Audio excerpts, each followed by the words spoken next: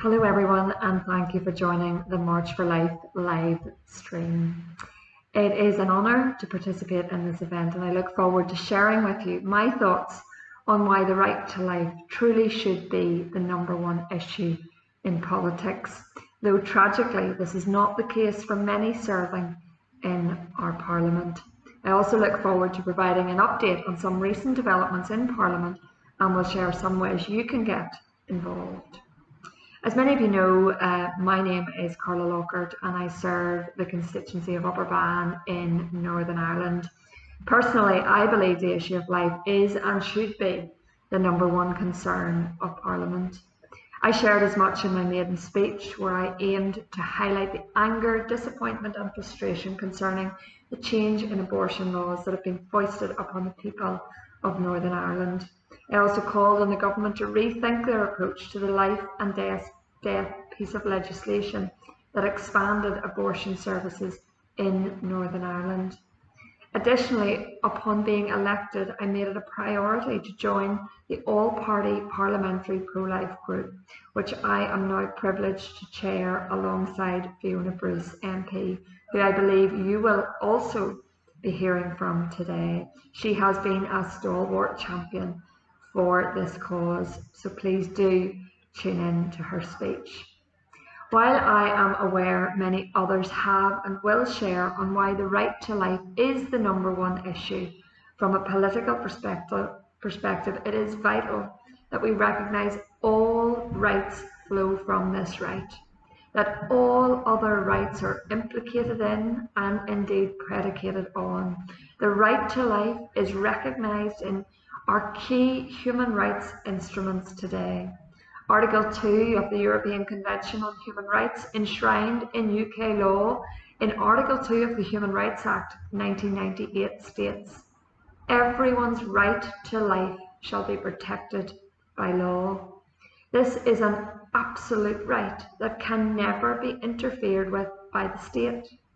Similarly, Article 3 of the Universal Declaration of Human Rights states, "Everyone has the right to life, liberty, and the security of person," which, as set out in the preamble, both enables and embodies the recognition of the inherent dignity and of the equal and inalienable rights of all members of the human family.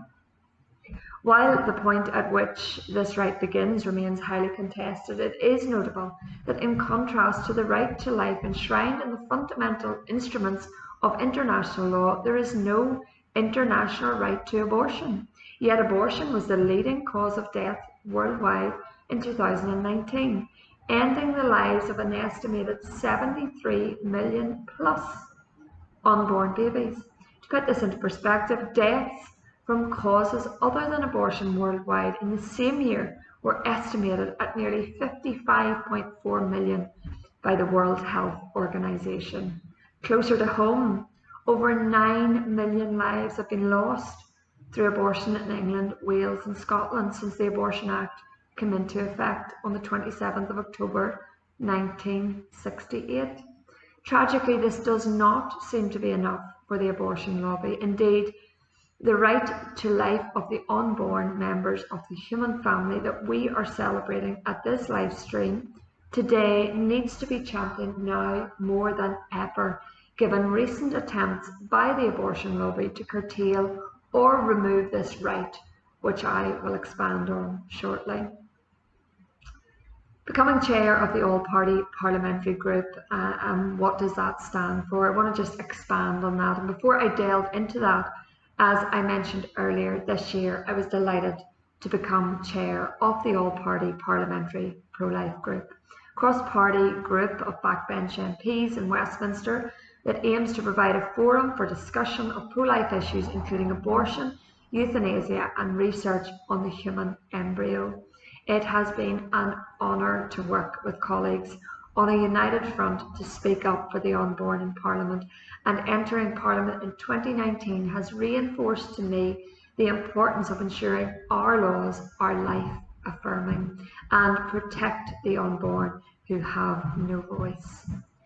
Current threats facing life in the womb from a political perspective And new motions that we need to be prepared to face include the expansion of abortion services in Northern Ireland, a renewed push to mandate buffer or censorship zones nationwide, and we are still awaiting the government's review and decision on whether at-home or do-it-yourself abortion should become a permanent policy.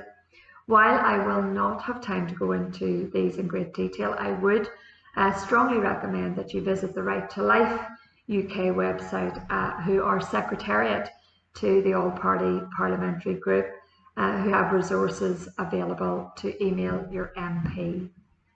To the first point I mentioned, the expansion of abortion law in Northern Ireland to one of the most liberal abortion regimes in Europe. This tragically highlights how abortion can well be viewed as the #1 issue of our times.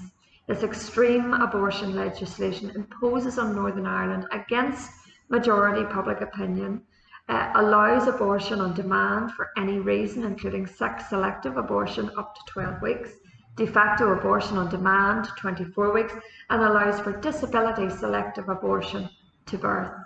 Further to this, the Secretary of State for Northern Ireland was recently granted unprecedented powers to force the Northern Ireland Department of Health to expand abortion access through the commissioning of abortion services. In themselves, the regulations are not just based on the false premise that they are a requirement of international law, they represent a grievous breach of the devolved settlement. Its proponents suggest that it was required because we in Northern Ireland were in violation of our international human rights obligations. That was completely inaccurate. The CEDAW Convention, often cited as grounds for implementing these regulations, is international law and is supposed to define the terms of reference of the CEDAW Committee, yet it does not even mention abortion, let alone define a right to it. Moreover, the CEDAW Committee is not a judicial body and it does not have standing to read in a right of abortion.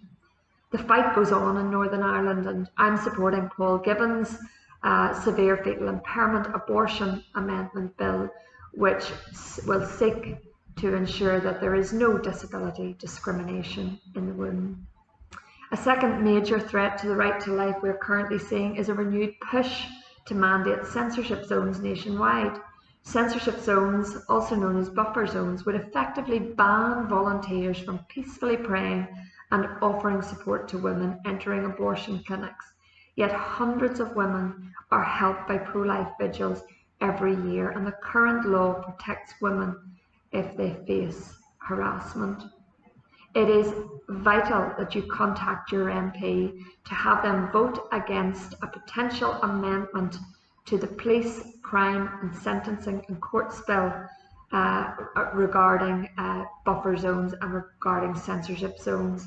We need to thwart the plans of the government to introduce these zones. The third major issue I wish to speak about today is the government's review and decision on whether at-home or do-it-yourself abortion should become a permanent policy. This began in March 2020 when the government announced at the start of the COVID-19 pandemic that it would allow women to perform their own abortions at home by taking 2 pills. This came as a surprise to many and wasn't even consulted on. As Lord Bethel stated, we believe, previously to the change in law, he stated, we believe that it is an essential safeguard that a woman attends a clinic to ensure that she has an opportunity to be seen alone and to ensure that there are no issues. The bottom line is that if there is an abusive relationship and no legal requirement for a doctor's involvement, it is far more likely that a vulnerable woman could be pressured into having an abortion by an abusive partner.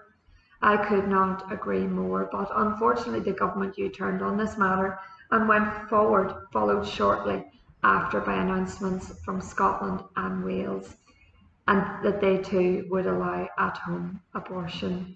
Specifically, this routine in-clinic appointment had provided a vital safeguard for women, ensuring that they could meet alone, face-to-face with a medical professional who would be able to assess their gestational age and whether or not they were being pressured into having an abortion. Again, the fight goes on to ensure that we do away with this temporary change in legislation. Call to action. While all these issues may seem overwhelming, before I close, I want to encourage everyone listening that you can make a difference in our society. As noted previously, I would encourage you to contact your MP on these issues. If you have time, requesting a meeting with your MP is ideal, which you can often do via their surgeries. For template emails and other information to assist in this, please do check out the Right to Life website, which provides various action tools for emailing your MP. For example, currently there is an email template requesting your MP to sign an EDM on at-home abortion. Even if your MP is not pro-life, please know it is still worth contacting them on these or other life-related topics. It is valuable to share your viewpoint with your MP, as it has the effect of at least reminding them of the fact that their constituents may think differently on an issue. In conclusion, our message is steadfast and compassionate. We are not going away, and we will not be silent while the most vulnerable in our society are being denied the number one right, the right to life. We can, as March for Life seeks to do, create a culture of life in the UK. Thank you.